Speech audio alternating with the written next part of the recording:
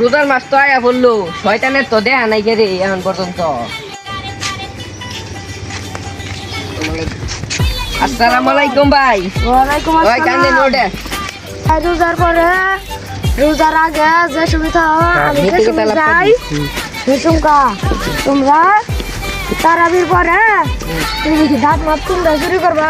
আমি শহর থাকা হইতেছি না, আমি গেতাছি গিয়া ছুটিতে আমার এক মাসে ছুটি চাইছি দিয়া দিছি।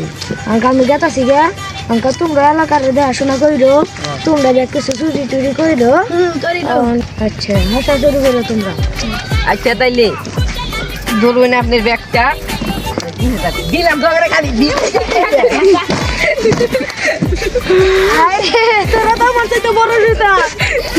স্বপ্ন টানে দিলাম পাড়ি অচিন পথে আপন ছাড়ি পেছন ফেলে উঠে ইদানিং তো ঢাক টাপ মেলা শুরু হইতে তোরা কেন রে ওই ঘরতে